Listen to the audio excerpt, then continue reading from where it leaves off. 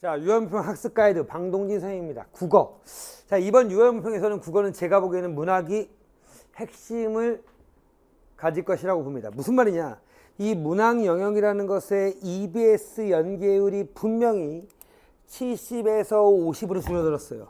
자, 이 50으로 줄어들었는데 이게 간접 연계란 말은 없기 때문에 어떻게 줄어들지 모르겠지만 반드시 양은 줄어든다는 거지.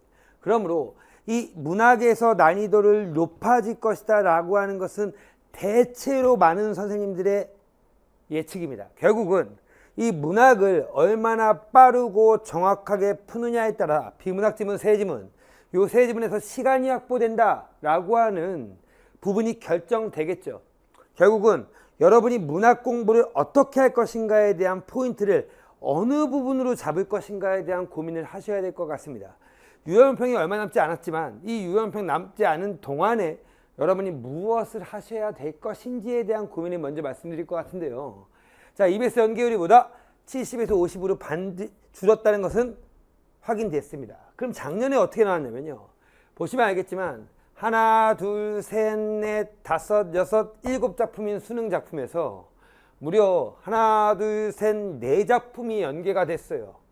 그렇죠? 오케이. 수능 완성에서 2개, 수능 특강이 2개죠. 근데 유형평은 시험 범위가 수능 특강밖에 안 들어갑니다. 그러므로 수능 특강에서 모조리 다 연계될 건데 제가 보기엔 7작품 중에서 3작품 정도 연계가 될 것 같아요. 물론 2-3작품이 연계되더라도 이 연계빨을 받는다는 것은 의미는 있죠. 왜냐면 내가 아는 작품만 딱 있더라도 조금 마음은 편해지고 시간도 빠르게 풀 수 있으니까. 하지만 예전보다는 연계율이 줄어들었다는 것은 반드시 알고 계셔야 돼요. 물론 제가 적중을 다 했다 이런 얘기는 나중에 이거 들으시면 되는 거고요. 자, 중요한 것은 이 문학에서 우리가 초점을 맞춰야 될 부분이 어느 부분인지 한번 봅시다. 작년 6월 모평의 선생님이 좀 많이 갖고 왔는데요. 보시면 알겠지만 문학 개념에 고난도 문항들이 꽤 많이 나오기 시작했어요. 개념 문항입니다. 아직까지도 점층이 뭔지 잘 모르고 시선의 이동이라든지 혹은 색채 대비라든지 이런 문학 개념어들이 정리되지 않았다면 조금은 기출 분석하면서 하나씩 개념을 찾아보거나 아니면 짧은 문학 개념 강좌라도 들으시는 게 맞습니다. 이번 여름이 아니면 들을 수가 없어요. 자, 그럼 봅시다.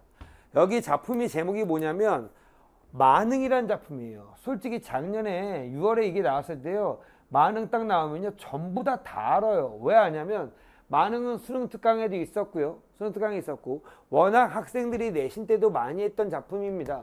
근데 요 문제, 몇 번 문제? 요 문제 있죠? 얘가 오답률 1위 문제였어요. 작년에. 평가원에서. 그러면 이런 문제들이 왜 안 되냐면 학생들이 개념어가 명확하게 잡혀있지 않기 때문이야. 여기서 가장 많이 쓴 선지가 몇 번 선지냐면 3번과 5번 선지입니다. 물론 답은 1번이었습니다.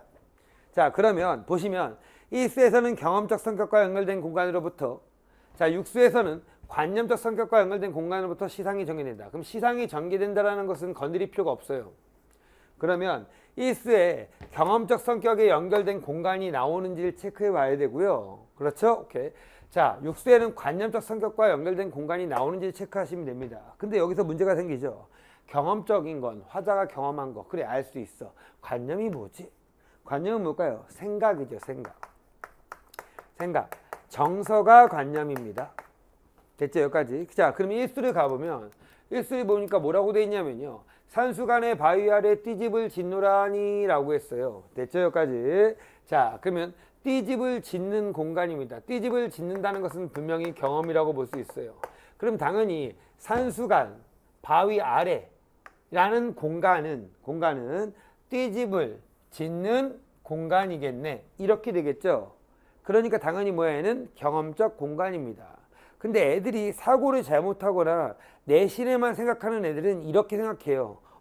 산수입니다. 선생님, 산수는 자연이잖아요. 그럼 자연은 화자가 생각하는 공간 아니에요? 그러니까 관념적 공간 아닙니까? 라고 하면 큰일 나는 거야. 그러지 마시고 무조건 작품 자체에서만 문맥적으로 이렇게 끄집어낼 수 있는 훈련이 필요하다는 거야. 그게 개념학습에서도 적용된다는 겁니다. 두 번째 가볼게요. 6수 가봅시다. 6수 뭐라고 돼 있냐면 이렇게요. 강산이 좋다 한들 내 분수로 누울 수 있겠느냐. 임금님 은혜를 이제 더욱 알겠다. 그쵸? 오케이. 좋다 라고 나왔어요. 그럼 좋다랑 알겠다라는 것은 관념이야, 경험이야? 관념이지. 생각, 정서니까. 그렇죠? 그럼 이 강산이라는 공간은 내가 좋아하는 공간, 관념적 공간이에요. 또 한 가지 더. 임금님 은혜를 알 수 있는 공간이 어디다? 강산이겠구나. 이렇게 판단하셔야 된다는 거야. 제가 무슨 말인지 알겠죠? 그 답은 1번이에요. 그런데 보면 3번 선지 볼게요. 이수에는 서리적 표현을 통해서 제기된 의문이, 잠깐 제기된 의문이라고 했어. 이 선지는요, 선지 자체가 벌써 틀렸어요. 서리적 표현은 뭐야? 서리법은 의문을 제기하기 위한 것이 아니라 의미를 뭐하기 위한 것이다? 강조하기 위한 것이다. 그러므로 뭐다? 서리적 표현은 제기된 의문이 틀렸어. 이해 가셨죠? 무슨 말인지? 오케이. 자, 5번 선지 갑시다. 나타난 정서적 반응이 육수에서 감각적 표현으로 구체되어 있다. 그럼 육수에 감각적 표현이 나와야 돼. 좋다, 감각 아니야. 내분수도 감각 아니야. 더욱 안다, 감각 아니야. 아무리 갖고자 해도 해올 일이 없다. 감각적 표현이 전혀 나와 있지 않습니다. 감각적 표현은 뭘까? 오감으로 느껴야 돼. 오감.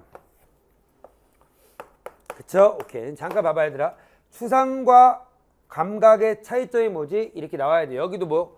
구체와 추상의 차이점이 뭐야? 그럼 뭐야? 선생님, 구체는요, 오감으로 느낄 수 있는 것, 추상은 오감으로 느낄 수 없는 것입니다. 이렇게 나올 수 있어야 돼요. 이런 개념어들이 잘 정리가 되어 있어야 된다는 거. 뭐 영탄은 어떨 땐지, 영탄은 어떨 때입니까? 첫 번째 감탄사가 나올 때, 두 번째 감탄의 어미가 나올 때, 세 번째 뭐야? 감정이 드러난 의문형 형식이 나올 때, 이렇게 나와야 돼요. 이해 갔죠? 요 개념에 대한 거, 문학 개념을 잡아 놓으셔야 되고요. 두 번째, 세부 내용 파악의 고난도 문항입니다. 무슨 말이냐면요, 아주 조금은 구체적으로 물어본다는 거야. 근데 애들이 틀리는 이유가 있는데요. 물론 이 작품도 워낙 유명한 작품이고 전우치전을 모르는 애들은 전혀 없습니다. 그렇죠? 이 전우치전의 이 문제에서 영화로 제작된다고 할 때 기억과 비밀에 대한 연출 기획이었습니다. 이것도 뭐냐면 정답률이 되게 낮았던 문제입니다. 자, 보시면 여기 보면 이렇게 되어 있어요. 자, 애들이 제일 많이 쓸렸던 것이 바로 요 2번인데요. 자, 2번을 썼는데, 전우치가 거울에 관심을 갖고 있으면 강조하려면 전우치의 얼굴이나 눈동자를 화면 가득히 담아야 돼 라고 했어요. 니은이 가볼게요. 자, 볼게요.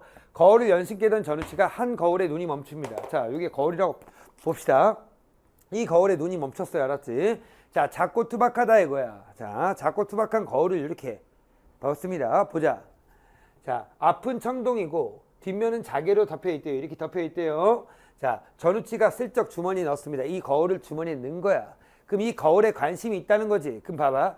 이 거울에 관심이 있으면 보이려면, 자, 봐봐. 화자가 전우치가 거울을 보는 모습을 보여주면서 거울을 봐봐. 선생님 잘 봐봐. 딱 보면서 이렇게 돼야겠지. 이것처럼 이 거울에 대해 관심을 보여주려면 눈을 크게 뜨거나 이 전우치의 모습을 클로즈업 해야겠죠. 자, 관심을 갖고 있으면 강조하려면 이게 조건이야. 이렇게 하려면 어떻게 해야 된다? 얼굴이나 눈동자를 화면에 가득 담아서 보여줘야 된다 이 말입니다. 이렇게 따지면 돼. 어렵지 않잖아요. 근데 애들은 어떻게 생각했을까? 선생님, 거울을 갖고 있으면 보여주려면요, 거울이랑 전우치 얼굴을 같이 보여줘야 되는 거 아니에요? 조건이 뭐라고? 거울에 관심을 갖고 있는 것을 강조한 다음에, 그럼 관심을 갖고 있는 것을 보여주기 위해서는 거울이 먼저 이렇게, 잘 봐봐. 거울이 바라보는 전우치의 모습을 보여주고 그 다음 전우치 얼굴만 이렇게 화면 가득히 보여줘도 되죠. 그러면 얘는 그럴 수 있는 거잖아. 이렇게 가야 돼요. 근데 리을이 가볼게요. 리을이 보면 봐봐. 왕가 지금 도사노입니다. 뭐 이렇게 얘기했어요. 자, 도사가 무엇이냐? 도사는 바람을 다스리고, 바람이 분다. 바람이 막 붑니다. 자, 마른 하늘에 비를 내리고 순식간에 장대비가 막 내립니다. 땅을 접어 달리고 술상을 향해 축지법에 갔다가 돌아옵니다. 자, 그럼 이 부분은 뭐야? 하나의 공간에서 모두 다 일어나는 것이죠. 근데 4번 선지를 보면 전우치의 도사가 도사로서 가진 출중한 능력을 입체적으로 전달하려면 여러 공간에서 틀렸어요. 여러 공간이 아니야. 하나의 공간에서 모두 다 이루어지는 거야. 그래서 답은 몇 번이야? 4번 이렇게 풀어야 돼요. 항상 말하지만 문학은 뭐야? 적절하다는 것은 완벽하게 틀린 거야. 알았지? 이 생각을 하셔야 됩니다. 자, 그 다음 요번에 마지막입니다. 문학과 비문학 결합 지문이 반드시 나올 건데요. 주제 통합 지문이라고 합니다. 자, 작년 예시문학을 한번 갖고 와봤는데요. 요 문제 알 거예요. 이 비문학 지문 안에 뭐가 들어가 있냐면 이렇게 시가 가, 나, 다, 라가 있는 거야. 그러면 여기에 보면 선생님 저 가를 읽는데요. 이 해석이 하나도 안 돼. 자, 봐. 개야 지치 마라 밤사람 다 도둑가 자목지 하고려 님 짐승 뭐야 이거 하나도 모르겠어. 그렇죠? 오케이. 그 개도 호고려 개로 다 듣고 잠잠하다 모르겠어 뭔 말인지. 그래요. 모를 수 있어. 하지만 모르면 막 주목지가 누구지 막 이렇게 하지 말고 밑에 내려가면 비문학 지문이 있다면 이 비문학 지문에 이 작품에 대한 해석이 나오는지를 생각해야지. 근데 나를 보니까 거의 똑같은 말이야. 그럼 여기 가와 나는 일부 시의 표기가 다르긴 하지만 대부분의 구절과 표현이 일치하기 때문에 같은 작품을 본다. 나의 우리나라에 전하고 있을 뿐만 아니라 오기가 거의 없다는 점에서 조선에서 오랜 전 전승되어 오던 나를 고국에 익힌 도공들이 일본해로 끌려가서 도자기를 구울 때 가리기 이렇게 넣은 것이다. 그렇죠? 나는 화자가 여성으로 간주할 경우 두목지 같은 남성이 찾아오기를 기다리는 한 여인의 마음을 노래한 것이다. 그렇지. 해석을 다 해줬잖아. 그러니까 너무 작품에 함몰하지 말고 비문학 안에 있는 예시로서 작품을 체크하라 이거야. 그 다음 한 가지 더. 이렇게 긴 지문이 나왔다면 우리가 문제가 기억을 바탕으로 나다라고 했으면 기억이 어디 있어요? 여기 중간에. 기억이 여기 있어요. 그럼 요 단락까지만 딱 읽은 다음에 뭐야? 나를 보고 문제를 푸셔야죠. 한 가지 더. 이렇게 문법 비문학에 나온 뭐야? 문제풀이 순서를 항상 체크를 하세요. 그러면 좀 더 빠르고 정확하게 풀 수 있다라는 걸 말씀드리고요. 다시 한번 강조합니다. 우리가 말씀드릴 게 뭐냐면 세 가지를 얘기했어. 자, 첫 번째. 1번 문학에서 여러분이 고난도 문학을 해결할 수 있는 거. 우선 첫 번째. 개념어 학습이 완벽하게 이루어져야 한다. 그쵸? 오케이. 두 번째는 뭐냐면 세부 내용을 묻는 문제에서 근거를 지문에서 정확하게 확인하고 정답을 결정하는 훈련을 하셔야 된다. 특히 문맥적으로 시를 바라보는 거, 소설에서 그 상황을 떠올리면서 선지 끊어서 여러 공간이 아니고 한 공간이네 이렇게 푸는 거. 됐죠? 오케이. 확실한 근거 찾으라는 거야. 세 번째는 뭐냐면 문법, 문학과 비문학이 결합된 경우 절대 이 작품만 보면 안 되고 이 비문학의 내용을 통해 문학의 작품의 내용을 예상하면서 간다. 그렇죠? 오케이. 그럼 한 가지 더. 문학 비문학 지문에서 또 모두 하라고요? 그렇지. 문풀 순서를 조금은 조정을 해서 빠르게 푸는 연습을 한다.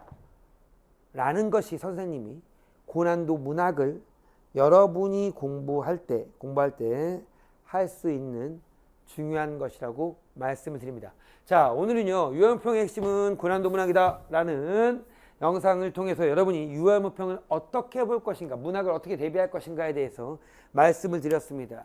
유월무평이 그래요. 이제 일주일 정도밖에 안 남았는데요. 하지만 이 유월무평에서 여러분이 끝나고 나서 문학에서 어떤 고민이 있는지, 그리고 어떤 문제점이 있는지를 선생님한테 질문하세요. 그럼 선생님이 거기에 맞게끔 해결책도 제시해 드리도록 하겠습니다. 유월무평 잘 보시고 여러분 약점 꼭 여름방학 동안에 보강하시기 바랍니다. 다음 영상에서 뵐게요. 안녕.